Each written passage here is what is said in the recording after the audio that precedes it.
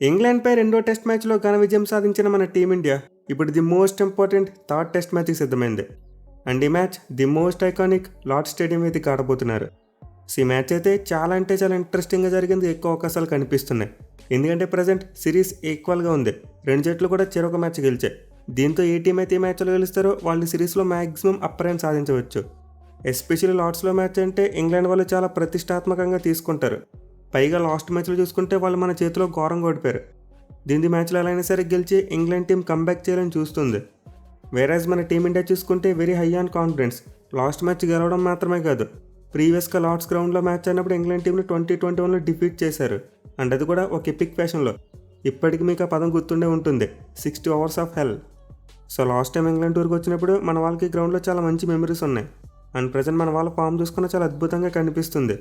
దీంతో ఈ మ్యాచ్లో కూడా మన టీమిండియా తమ జోరును కొనసాగిస్తే వరుసగా రెండో మ్యాచ్ గెలిచేందుకు అవకాశం ఉంటుంది. మరి ముఖ్యంగా మన వాళ్ళు సేనా కంట్రీస్లో వరుసగా 2 మ్యాచెస్ గెలవడం చాలా అరుదు. గతంలో ఎప్పుడో 1986 సంవత్సరంలో ఒకసారి వరుసగా 2 టెస్ట్ మ్యాచ్లు గెలిచారు. బట్ అప్పటి నుండి ఇప్పటి వరకు మళ్ళీ ఇప్పుడు కూడా సేనా కంట్రీస్లో వరుసగా 2 టెస్ట్ మ్యాచ్లు గెలిచిందే లేదు. సో దీంతో ఈ మ్యాచ్లో కనుక మన టీమిండియా గెలిస్తే ఆ చరిత్రని తిరగరాయొచ్చు. అట్ ది సేమ్ టైం ముందు చెప్పినట్టు సిరీస్లో గట్టిగా అప్పర్ హ్యాండ్ సాధిస్తాం. బట్ ఎనివే మన వాళ్ళు మరీ ఓవర్ కాన్ఫిడెంట్గా ఫీల్ అవ్వకూడదు. ఎందుకంటే లాస్ట్ ఇయర్ బీజేడీలో మనం చూసాం, ప్రతి టెస్ట్ మ్యాచ్లో ఒక అద్భుతమైన విక్టరీ సాధించారు. బట్ ఆ తర్వాత ఫామ్ కోల్పోయి మ్యాచ్లో ఓడిపోయారు. దీంతో ఈ మ్యాచ్లో మన టీమిండియా చాలా జాగ్రత్తగా ఉండాలి, మరి ఓవర్ ఎగ్జైట్ అయిపోకూడదు. మెయిన్ మ్యాచ్ కోసం ఇంగ్లాండ్ వాళ్ళు పిచ్ని మార్చేసే అవకాశాలు ఎక్కువ కనిపిస్తున్నాయి. అంటే ఫస్ట్ మ్యాచెస్లో మనం ఎలాంటి పిచ్ని చూసాం, ఒక బ్యాటింగ్ ఫ్రెండ్లీ ఫ్లాట్ వికెట్ని చూసాం. కానీ ఈ మ్యాచ్లో మాత్రం గ్రీన్ టాప్ ఉండే వికెట్ని ఇచ్చేందుకు ఎక్కువ అవకాశాలు కనిపిస్తున్నాయి. సో కొన్ని రిపోర్ట్స్ ప్రకారం England captain Lord's pitch curator దగ్గరికి వెళ్ళాడంట. అండ్ వెళ్ళి మాకు ఈ మ్యాచ్ కోసం ఒక మంచి బౌలింగ్ ఫ్రెండ్లీ గ్రీన్ టాప్ అన్న వికెట్ కావాలని చెప్పి అడిగాడంట. అండ్ దానికి తగ్గట్టు ఈ మ్యాచ్ కోసం పిచ్ని రెడీ చేస్తున్నారంట. అంటే దీన్ని బట్టి మనం ఈ 3 టెస్ట్ మ్యాచ్లో మోస్ట్ లైక్లీ ఒక బౌలింగ్ వికెట్టే చూడొచ్చు. ఇన్ఫాక్ట్ హిస్టారికల్గా చూసుకున్న లార్డ్స్ ఎప్పుడు కూడా బౌలింగ్ ఫ్రెండ్లీ వికెట్టే. రీసెంట్గా ఈ గ్రౌండ్లో సౌత్ ఆఫ్రికా మరియు ఆస్ట్రేలియా టీంల మధ్య WTC ఫైనల్ జరిగింది. అండ్ ఆ మ్యాచ్లో చూసాం బౌలర్స్ పండగ చేసుకున్నారు. పైగా గ్రౌండ్లో స్లోప్ అనేది కూడా ఎక్కువగా ఉంటుంది. అంటే ఒక సైడ్ ఎత్తుగా ఉంటుంది, మరో సైడ్ పల్లంగా ఉంటుంది. దీంతో బౌలర్స్ ఖచ్చితత్వంతో సరైన యాంగిల్స్తో బౌలింగ్ చేస్తే డెఫినెట్లీ బౌల్డ్ అని తెలుపు దొరుకుతుంది పిచ్ నుంచి. ఇన్ఫాక్ట్ లార్డ్స్ పిచ్ మీద ఇప్పుడు కూడా సైడ్ వేస్ మూవ్మెంట్ ఉంటుంది, అసలు పోదు. సో ఖచ్చితంగా ఈ మ్యాచ్లో అయితే మనం ఫస్ట్ 2 మ్యాచెస్లో చూసినంత ఫ్లాట్ వికెట్ని అయితే చూడం. ఈవెన్ ఇంగ్లాండ్ వాళ్ళు గ్రాస్ కట్ చేంజ్ చేసినా సరే బౌలర్స్కి ఫ్రెండ్లీగా ఉండొచ్చు. పర్టికులర్గా WTC ఫైనల్ ఎక్కువగా వేరియబుల్ బౌన్స్ చూసాం. సో ఖచ్చితంగా లార్డ్స్ వికెట్ అయితే బ్యాట్స్మెన్కు అంత ఫ్రెండ్లీగా ఉండదు. మరి ముఖ్యంగా మన టీమిండియా బ్యాట్స్మెన్ ఈ పిచ్ మీద చాలా సందర్భాలు స్ట్రగుల్ అయ్యారు. ఇన్ఫాక్ట్ మొత్తం 30 ఇన్నింగ్స్లో ఆడితే మన బ్యాట్స్మెన్ యావరేజ్ ఈ పిచ్ మీద కేవలం 25 మాత్రం ఉంది. అంటే ఈ పిచ్ మీద మన బ్యాట్స్మెన్ యావరేజ్ స్కోర్ అరౌండ్ 250 మాత్రం ఉంది. దీంతో మన టీమిండియా బ్యాట్స్మెన్ ఈ మ్యాచ్లో కాస్త జాగ్రత్తగా ఆడాలి. మెయిలీ గిల్ను గట్టిగా టార్గెట్ చేస్తారు. ఫస్ట్ మ్యాచ్లో అతని వల్ల ఇంగ్లాండ్ టీంకి చాలా డ్యామేజ్ జరిగింది. మెయిన్లో సెకండ్ టెస్ట్ మ్యాచ్ ఓడిపోయారంటే దానికి మెయిన్ రీజన్ శుభ్మన్ గిల్ బ్యాటింగే. సో ఇంగ్లాండ్ వాళ్ళు ఏదో బ్యాచ్ బాల్ పేరుతో భయపెట్టి మన బౌలర్స్ని డామినేట్ చేద్దామని ఫ్లాట్ వికెట్స్ తయారు చేయించుకుంటే రివర్స్లో మన బ్యాట్స్మెన్ కొట్టేస్తున్నారు. దీంతో ఖచ్చితంగా ఈ మ్యాచ్లో పిచ్ని మారుస్తారు. అలా కాకుండా మరోసారి ఇంగ్లాండ్ వాళ్ళు ఫ్లాట్ వికెట్ ఇస్తే వాళ్ళ గోయిని వాళ్ళే తవ్వుకున్నట్టు. ఎనివే ఈ మ్యాచ్ కొన్న మోస్ట్ పాజిటివ్ థింగ్ ఏంటంటే వెదర్ ఫోర్కాస్ట్. మొత్తం 5 days కూడా రెయిన్ పడే ఛాన్స్ లేదు. సో దీంతో ఈ మ్యాచ్లో అయితే మన రిజల్ట్ కాస్త ఎర్లీగా చూసేందుకు అవకాశాలు ఉంటాయి. అంటే ఫస్ట్ 2 మ్యాచెస్లో Day 5 వరకు వెళ్తుందని చెప్పి నేను అనుకోవట్లేదు. మ్యాక్సిమం Day 4లోనే రిజల్ట్ వచ్చేస్తుందేమో అనిపిస్తుంది. ఇన్ఫ్యాక్ట్ ఫుల్ గ్రీన్ వికెట్ ఇస్తే ఫస్ట్ 3 daysలోనే మ్యాచ్ అయిపోవచ్చు. బట్ ఎనివే ఐడియల్గా చూసుకుంటే మాత్రం పిచ్ అనేది స్టార్టింగ్లో బౌలర్స్కి బేవచ్చంగా అనుకూలిస్తుంది. అంటే కొత్త బాల్తో బౌలింగ్ చేసినప్పుడు మంచి పేస్ అండ్ బౌన్స్ ఉంటుంది. At the same time side ways movement చాలా ఎక్కువ ఉంటుంది. బట్ మ్యాచ్ గడిచే కొద్దీ టువర్డ్స్ టైం చూసుకుంటే మాత్రం బ్యాట్స్మెన్కి ఫ్రెండ్లీగా మారచ్చు. ఇన్ఫాక్ట్ మనం WTC ఫైనల్లో కూడా అదే చూసాం. సౌత్ ఆఫ్రికా టీం చేస్తూ మ్యాచ్ గెలిచారు. బట్ ఎనివే ఇది ఎప్పుడు గ్రీన్ టాప్ అన్న వికెట్ ఇస్తే. బట్ అలా కాకుండా గ్రాస్ కట్ చేసి ఇస్తే మాత్రం మ్యాచ్ ప్రోగ్రెస్ అయ్యే కొద్దీ వికెట్ డ్రై అయిపోద్ది. అంటే Day 4 అండ్ Day 5లో బ్యాటింగ్కి కష్టంగా మారిపోవచ్చు. సో ఈ మ్యాచ్లో అయితే రిచర్డ్ క్యాప్టెన్స్ పిచ్ని చాలా జాగ్రత్తగా రీడ్ చేయాలి. ఎనివే ఈ గ్రౌండ్ యొక్క స్టాట్స్ విషయానికి వస్తే ఇప్పటివరకు మొత్తం 148 టెస్ట్ మ్యాచ్లు జరిగాయి. అండ్ ఈ 148 మ్యాచ్లో ఫస్ట్ బ్యాటింగ్ చేసిన టీం 53 మ్యాచ్లో గెలిస్తే చేజింగ్ చేసిన టీమ్స్ 44 మ్యాచ్లో గెలిచాయి.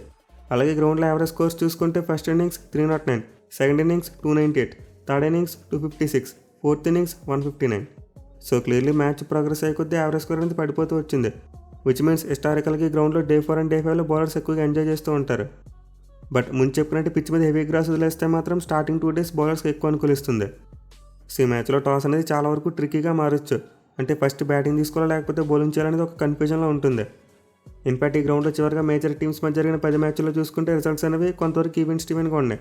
అంటే ఫస్ట్ బ్యాటింగ్ చేసినప్పుడు మ్యాచ్లు గెలిచారు, అలాగే చేసినప్పుడు కూడా మ్యాచ్లు గెలిచారు. దీంతో ఈ మ్యాచ్లో టాస్ విషయంలో పిచ్ని చాలా జాగ్రత్తగా రీడ్ చేయాలి. బట్ ఐడియల్గా చూసుకుంటే మాత్రం ఈ గ్రౌండ్లో ఫస్ట్ బ్యాటింగ్ చేసినప్పుడు ఎక్కువ విన్ పర్సెంటేజ్ కనిపిస్తుంది. అండ్ ఆల్సో మన టీమిండియా చూసుకున్న చివరికి గ్రౌండ్లో టెస్ట్ మ్యాచ్లు గెలిచినప్పుడు 2 సార్లు కూడా ఫస్ట్ బ్యాటింగ్ చేసే గెలిచారు. సో దీంతో మేబీ మన టీమిండియా ఫస్ట్ బ్యాటింగ్ చేయడానికి మొగ్గు చూపొచ్చు. అండ్ ఆల్సో ఇంగ్లాండ్ టీం కూడా ఫస్ట్ 2 మ్యాచెస్లో మన వాళ్ళకు ముందు బ్యాటింగ్ ఇచ్చి దెబ్బడిపోయారు. 2 మ్యాచ్లు కూడా మన బ్యాట్స్మెన్ చాలా బాగా ఆడారు ఫస్ట్ ఇన్నింగ్స్లో. దీంతో మేబీ ఇంగ్లాండ్ టీం కూడా ఈ మ్యాచ్లో టాస్ గెలిస్తే ముందుగా బ్యాటింగ్ తీసుకునేందుకు ఛాన్స్ ఉంటుంది. ఎస్పెషల్లీ వెదర్ ఫోర్కాస్ట్ చాలా క్లియర్గా ఉంది. దీంతో మ్యాచ్ ప్రోగ్రెస్ అయ్యే కొద్దీ పిచ్ బౌలర్స్కి అనుకూలంగా మారేందుకు ఎక్కువ అవకాశాలు ఉంటాయి. సో నేనైతే మేబీ టాస్ గెలిచిన కెప్టెన్ ముందుగా బ్యాటింగ్ తీసుకుంటారేమో అనుకుంటున్నా. అన్లెస్ పిచ్ మీద మరీ ఎక్కువ గ్రాస్ ఉంటేనే డిసిషన్ మార్చుకోవచ్చు, అంటే ముందు ఫీల్డింగ్ చేయడానికి చూస్తారు. కానీ ఐడియల్గా చూసుకుంటే మాత్రం ఈ గ్రౌండ్లో ఫస్ట్ బ్యాటింగ్ చేయడం మన టీమిండియాకు కొంతవరకు కలిసి వచ్చింది. ఇక ఈ గ్రౌండ్లో 2 జట్లకి స్టార్ట్స్ చూసుకుంటే ఇంగ్లాండ్ టీంకి మంచి రికార్డు ఉంది. వాళ్ళైతే ఈ గ్రౌండ్లో 145 మ్యాచ్లు ఆడితే 59 మ్యాచ్లు గెలిచారు, 35 మ్యాచ్లు ఓడిపోయారు, మిగిలిన 51 మ్యాచ్లు డ్రాగా ముగిశాయి. వేరేజ్ మన టీమిండియాకి చూసుకుంటే ఈ గ్రౌండ్లో అంత మంచి రికార్డు లేదు. 19 మ్యాచ్లు ఆడితే 3 మాత్రమే గెలిచారు, 12 ఓడిపోయారు. బట్ ఓవరాల్గా చూసుకుంటే మాత్రం మన టీం ఇంగ్లాండ్లో ఎక్కువ మ్యాచ్లు గెలిచిన గ్రౌండ్ ఏదైనా ఉందంటే అది లార్డ్స్ గ్రౌండ్లోనే. అంటే మన టీమిండియా ఇంగ్లాండ్ గడ్డ మీద లార్డ్స్లో తప్పితే మరి ఏ గ్రౌండ్లో కూడా 2 కంటే ఎక్కువ మ్యాచ్లు గెలవలేదు. అయితే దీనికి ఆబ్వియస్ రీజన్ మన వాళ్ళు ఈ గ్రౌండ్లో ఎక్కువ మ్యాచ్లు ఆడారు, కానీ మిగతా గ్రౌండ్లో ఎక్కువ మ్యాచ్లు ఆడలేదు, అందుకు కొన్ని ఎక్కువ విజయాలు కనిపిస్తున్నాయి. సో డెఫినెట్లీ ఇంగ్లాండ్ టీంకి అయితే కొంతవరకు ఎడ్జ్ కనిపిస్తుంది. ఇన్ఫాక్ట్ ఈ మ్యాచ్లో వాళ్ళు కంబ్యాక్ చేయాలని చాలా గట్టిగా ట్రై చేస్తారు. సో ఈ మ్యాచ్ కోసం అయితే ఇంగ్లాండ్ టీం ఆల్రెడీ తమ ప్లేయింగ్ లెవెన్ అనౌన్స్ చేసింది. అండ్ వాళ్ళ టీంలో చూసుకుంటే ఒక్క మార్పే చేశారు. జాష్ టంగ్ ప్లేస్లో జాఫ్ రాచర్ వచ్చాడు. దీంతో వాళ్ళ బౌలింగ్ కొంతవరకు బలపడిందని చెప్పుకోవచ్చు. సాచర్ అయితే చాలా కాలం తర్వాత టెస్ట్ ఫార్మాట్లో రీఎంట్రీ అవ్వబోతున్నాడు. చివరిగా 2021లో ఆడాడు అనుకుంటా, అది కూడా మన ఇండియాకి అగెనిస్ట్గానే. సో జాఫ్ రాచర్ ఒక లాంగ్ లే ఆఫ్ తర్వాత టెస్ట్ ఫార్మాట్లోకి రీఎంట్రీ అవ్వబోతున్నాడు. దీంతో సెట్ అవ్వడానికి టైం పడుతుందేమో అనిపిస్తుంది. బట్ అతనితో చాలా జాగ్రత్తగా ఉండాలి, ఎందుకంటే అతని పేస్ మన టీమిండియా బ్యాట్స్మెన్ ఖచ్చితంగా ఇబ్బంది పెడుతుంది. సో ఈ సిరీస్లో ఇప్పటివరకు ఇంగ్లాండ్ టీంకు ప్రాబ్లంగా ఉంది వాళ్ళ బౌలింగే. ఆల్మోస్ట్ ప్రతి మ్యాచ్లో కూడా మన టీమిండియాకు ధారాళంగా రన్స్ ఇచ్చారు. ఇన్ఫాక్ట్ ఆడిన 4 ఇన్నింగ్స్లో కూడా మన బ్యాట్స్మెన్ 350 కంటే ఎక్కువ రన్స్ కొట్టారు. సో క్లియర్లీ సిరీస్లో ఇంగ్లాండ్ బౌలింగ్ తేలిపోయినట్టు కనిపిస్తుంది. దీంతో ఈ మ్యాచ్లో వాళ్ళు దాన్ని కరెక్ట్ చేసుకుంటే గెలిచేందుకు అవకాశాలు ఉంటాయి. ఇక బ్యాటింగ్ విషయానికి వస్తే లాస్ట్ మ్యాచ్లో టాప్ 4 నుండి ఎక్కువగా కంట్రిబ్యూషన్స్ రాలేదు. అండ్ డౌన్ ది ఆర్డర్ చూసుకుని హ్యారీ బ్రూక్ మరియు జేమీ స్మిత్ వీళ్ళిద్దరే కాస్త కూస్తే ఆడారు. మిగతా అందరూ కూడా సెకండ్ టెస్ట్ మ్యాచ్లో పెద్దగా ఏమీ రాణించలేదు. సో ఈ మ్యాచ్లో అయితే ఇంగ్లాండ్ టాప్ 4 బ్యాట్స్మెన్ కూడా కంబ్యాక్ చేయాలి, లేకపోతే మరో ఓటమి వాళ్ళకి తప్పదు. ఇక మన టీమిండియా విషయానికి వస్తే లాస్ట్ మ్యాచ్లు అన్నీ కూడా బాగా కలిసి వచ్చాయి. ఎస్పెషల్లీ మన బ్యాటింగ్, బౌలింగ్, ఫీల్డింగ్ ఇలా అన్నీ కూడా బాగా సెట్ అయ్యాయి. దీంతో అదే ఫామ్ని మ్యాచ్లో కంటిన్యూ చేయాలి. మళ్ళీ టీంలో ఎక్కువ మార్పులు చేయకూడదు. సో చాలామంది కరుణ్ నాయర్ని తీసేయాలి, నితీష్ కుమార్ రెడ్డిని తీసేయాలి, లేకపోతే సుందర్ని పక్కన పెట్టి కుల్దీప్ని తీసుకురావాలి ఇలా చెప్తున్నారు. బట్ ఇవన్నీ చేయకపోతేనే బెటర్, ఎందుకంటే మన టీమిండియా సెకండ్ టెస్ట్ మ్యాచ్ గెలిచింది. అదే ఒకవేళ ఓడిపోతే టీంలో ఎక్కువ మార్పులు చేసిన అర్థం ఉంటుంది. బట్ గెలిచినప్పుడు కూడా మార్పులు చేస్తున్నారంటే మీరు ప్లేయర్స్కి కాన్ఫిడెన్స్ ఇవ్వట్లేదని మీనింగ్. సో ఈ మ్యాచ్ కోసం ఎడితిరిగి ఒక మార్పు జరుగుతుందని చెప్పి ఆల్రెడీ న్యూస్ వచ్చింది. అదేంటంటే బౌమరా వస్తాడు, అండ్ బౌమరా మోస్ట్ లైక్లీ ప్రసిద్ధి కృష్ణ ప్లేస్లో వస్తాడు. దీంతో మన టీమిండియా మ్యాచ్లోకి ఒక్క మార్పుతోనే బరిలోకి దిగితే బెటర్. లేదు మరో మార్పు చేస్తారంటే సిరాజ్కి రెస్ట్ ఇస్తారని చెప్పి కొన్ని రిపోర్ట్స్ వస్తున్నాయి. అంటే దానికి జరిగితే హర్షదీప్ సింగ్ మేబీ డెబ్యూ చేయొచ్చు. బట్ నేనైతే ఈ మ్యాచ్లో సిరాజ్ని కంటిన్యూ చేస్తారేమో అనుకుంటున్నా, ఎందుకంటే ఫిట్నెస్ విషయంలో సిరాజ్కి పెద్దగా ప్రాబ్లమ్స్ ఏమీ లేవు. అతను ఫీల్డింగ్ కూడా బీభత్సంగా చేస్తాడు డైవిల్ వేసి. సో సిరాజ్ అయితే ఖచ్చితంగా వాంటెడ్గా రెస్ట్ కోరుకోడు. పైగా ఈ మ్యాచ్ లార్డ్స్ గ్రౌండ్లో ఆడుతున్నారు, దీంతో సిరాజ్ ఖచ్చితంగా ఇంట్రెస్ట్ చూపిస్తాడు ఆడడానికి. సో నేనైతే మన టీంలో ఒక్క మార్పు మాత్రం ఎక్స్పెక్ట్ చేస్తున్నా. ఎక్స్ట్రాస్ ఏమైనా తీసుకొస్తారంటే నితీష్ రెడ్డి ప్లేస్లో షార్దుల్ తాగును తీసుకురావాలి. బట్ అలా చేయడం వల్ల పెద్దగా డిఫరెన్స్ ఏమి ఉండదు అనుకుంటున్నా, ఎందుకంటే మన వాళ్ళు 4వ సీమ్ బౌలర్ని ఎక్కువగా యూజ్ చేయట్లేదు. నేను ఒకవేళ యూజ్ చేసుకోవాలనుకుని నితీష్ రెడ్డి లాస్ట్ మ్యాచ్లో మంచిగానే బౌలింగ్ చేశాడు. బ్యాటింగ్లో అటు ఇటు అయింది, కానీ బౌలింగ్లో ఆపర్చునిటీస్ కూడా క్రియేట్ చేశాడు. సో మన వాళ్ళు ఒకవేళ 4th సీమర్ కావాలనుకుంటే నితీష్ కుమార్ రెడ్డిని చాలా జాగ్రత్తగా యూటిలైజ్ చేసుకుంటే సరిపోద్ది. ఇక సుందర్ లాంటి ప్లేయర్ అయితే ఖచ్చితంగా కంటిన్యూ అవ్వాలని నేనైతే కోరుకుంటా, ఎందుకంటే అతను బౌలింగ్ కంటే బ్యాటింగ్ చాలా ఇంపార్టెంట్ అనిపిస్తుంది. ఆ వికెట్ల పాత్రని చాలా బాగా ఆపుతున్నాడు ఆ డిఫెన్స్ సైడే. పైగా లాస్ట్ మ్యాచ్లో స్టోక్స్ వికెట్ కూడా తీసుకున్నాడు. సో మనకి జడేజా మరియు సుందర్ అంటే లోయర్ ఆర్డర్లో బ్యాటింగ్ విషయంలో చాలా ప్లస్ అవుద్ది, ఎందుకంటే ఇద్దరు ఎవరొకరు ఖచ్చితంగా నిలబడగలిగే బ్యాట్స్మెన్. ఎక్కువగా డిఫెన్స్ ఆడితే కొలాప్స్ని ఆపగలరు. అదే ఇద్దరిలో ఒకరు ఉంటే లోవర్ ఆర్డర్ కొలాప్స్ మళ్ళీ ట్రిగ్గర్ అయ్యేందుకు అవకాశం ఉంటుంది. అండ్ కరుణ్ నాయర్ విషయంలో చూసుకుని అతనికి మరో ఆపర్చునిటీ ఇస్తారు, ఎందుకంటే ఇప్పుడు కరుణ్ నాయర్ని పక్కన పెట్టి సుదర్శన్ తీసుకొస్తే అది క్లమ్జీగా ఉంటుంది. సుదర్శన్ వచ్చిన అతని మీద చాలా ఒత్తిడి ఉంటుంది, ఎందుకంటే అది మళ్ళీ పెర్ఫామ్ చేయకపోతే 4th మ్యాచ్లో కరుణ్ నాయర్ని ఆడించాలంటారు. సో అలా చేసే బదులు ఈ మ్యాచ్లో కూడా కరుణ్ నాయర్కి ఆపర్చునిటీ ఇస్తే బెటర్. ఒకవేళ అది ఈ మ్యాచ్లో కూడా ఫెయిల్ అయితే and then 4th test match నుంచి సుదర్శన్ తీసుకురావచ్చు. సో నేనైతే హార్ట్ఫుల్లీ మన టీమిండియా మ్యాచ్ కోసం ఒక్క మార్పు చేసుకుని వెళ్తేనే బెటర్ అనుకుంటున్నా. మరి మీరేమనుకుంటున్నారు కింద కామెంట్ చేయండి. ఇక ఈ మ్యాచ్లో the most important segment player battles. So మన 2వ టెస్ట్ మ్యాచ్ అప్పుడు చెప్పుకున్నాం, బెండెకెట్ వికెట్ ఎర్లీగా తీస్తే మన టీమిండియాకు శుభారంభం వస్తుందని చెప్పి. అండ్ ఎగ్జాక్ట్లీ ఆకాశ్దీప్ అది చేయగలిగాడు. ఇన్ఫాక్ట్ 2 ఇన్నింగ్స్లో కూడా ఇంగ్లాండ్ టాప్ ఆర్డర్ని అతను వణికించాడు. సో ఈ మ్యాచ్లో అయితే మరోసారి మనకి ఆకాశ్దీప్ చాలా కీలకంగా మారబోతున్నాడు. అతనికి మరి బెండెకెట్కి మధ్య ఒక బీభత్సమైన బ్యాట్లో ఉండబోతుంది. మేలు వీళ్ళిద్దరు తలపట్టి 3 ఇన్నింగ్స్లో కూడా బెండెకెట్ని ఆకాశ్దీప్ అవుట్ చేశాడు, అది కూడా కేవలం 9 పరుగులు మాత్రం ఇచ్చే. సో క్లియర్లీ బెండేగడ్ అయితే ఆకాశ్దీప్ ఎగనెస్ట్గా చాలా స్ట్రగుల్ అవుతున్నాడు. దీంతో ఖచ్చితంగా మన టీమిండియా కొత్త బాల్ని అతనికి ఇవ్వాలి. అంటే ఒకవేళ సిరాజ్, బుమ్రా, ఆకాశ్దీప్ ముగ్గురు ఆడినా సరే ఆకాశ్దీప్కి ఖచ్చితంగా కొత్త బాల్ ఇవ్వాలి. మరి ఎండ్లో బుమ్రానా లేకపోతే సిరాజ్ చేత వేయించాలి. అలా కాకుండా బుమ్రా మరి సిరాజ్ కొత్త బాల్ ఇస్తే బెండేగడ్ సెట్ అయిపోయేందుకు అవకాశం ఉంటుంది. ఇక ఆకాశ్దీప్ బెండేగడ్ విషయంలోనే కాదు, హ్యారీ బ్రూక్ మరియు జేమీ స్మిత్ వీళ్ళిద్దరి విషయంలో కూడా చాలా కీలకం. ఎందుకంటే మన టీమిండియా బౌలర్స్లో చూసుకుంటే వీళ్ళిద్దరిని ఇంకెవరు కూడా అవుట్ చేయలేకపోయారు. కేవలం ఆకాశ్దీప్ మాత్రమే ఇద్దరిని ప్రీవియస్గా అవుట్ చేశాడు. జేమీ స్మిత్ను ఒకసారి అవుట్ చేస్తే హ్యారీ బ్రూక్ను 2 times అవుట్ చేశాడు.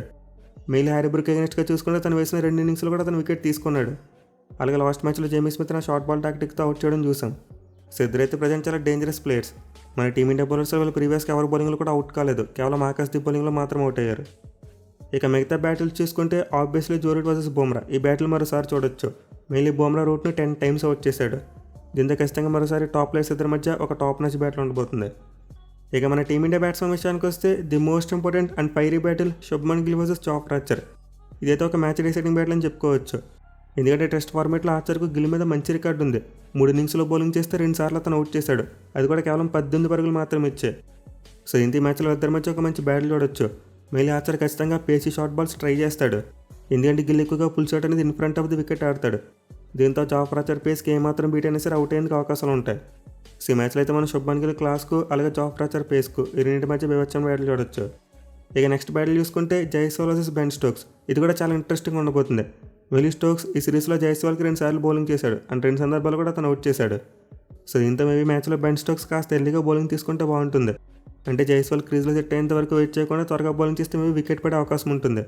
అదర్వైజ్ మరోసారి జైస్వాల్ దగ్గర నుండి మన ఫస్ట్ ఇన్నింగ్స్లో ఒక మంచి నాక్ చూడొచ్చు. ఇక చివరి బ్యాటిల్ చూసుకుంటే రిషబ్ పంత్ వర్సెస్ షోయబ్ బషీర్. ఇది కూడా చాలా interesting battle. In fact 1 side bat లాంటిది. పంత్ బషీర్ని చితక్కొడుతున్నాడు, కానీ థింగ్ ఏంటంటే అతని బౌలింగ్లో అవుట్ అయిపోతున్నాడు. సో వీళ్ళిద్దరూ 4 innings నిలబడితే పంత్ బీభత్సంగా రన్స్ కొట్టాడు. యావరేజ్ ఎక్కువ ఉంది, స్ట్రైక్ రేట్ ఎక్కువ ఉంది, బట్ అవుట్స్ కూడా ఎక్కువగానే ఉన్నాయి. 3 సార్లు అవుట్ అయిపోయాడు. దీంతో మరోసారి మ్యాచ్లో వీళ్ళిద్దరి మధ్య ఒక మంచి బ్యాటిల్ చూడొచ్చు. ఎస్పెషలీ స్టోక్స్ బషీర్ను ఉపయోగించి ఆ గాలం వేస్తున్నాడు పంత్కి. చూడాలి మరి ఈ మ్యాచ్లో పంత్ ఆ గాలంలో పడతాడా లేకపోతే రివర్స్లో గుచ్చేస్తాడనేది. ఇక వీడితో పాటు రాల్ మరియు క్రిస్ వోక్స్ మధ్య ఒక మంచి బ్యాటిల్ చూడొచ్చు. అలాగే ఆలిపాప్ మరియు బుమ్రా మధ్య కూడా ఒక మంచి బ్యాటిల్ పడే ఛాన్స్ ఉంది. బట్ మేజర్గా చూసుకుంటే మాత్రం ఈ మ్యాచ్లో మన బ్యాటింగ్ మీద ఎక్కువ కాన్సన్ట్రేట్ చేయాలి. ఎందుకంటే ముందు చెప్పినట్టే ఈ మ్యాచ్లో పిచ్ డిఫరెంట్గా ఉండొచ్చు. దీంతో మన టీమిండియా బ్యాట్స్మెన్ ఎలా రెస్పాండ్ అవుతారనే దాని మీద మ్యాచ్ యొక్క రిజల్ట్ ఆధారపడి ఉంటుంది. చూడాలి మరి మన టీమిండియా వరుసగా 2 మ్యాచ్లు గెలుస్తారా లేకపోతే ఇంగ్లాండ్ టీం కమ్బ్యాక్ చేస్తుంది అనేది.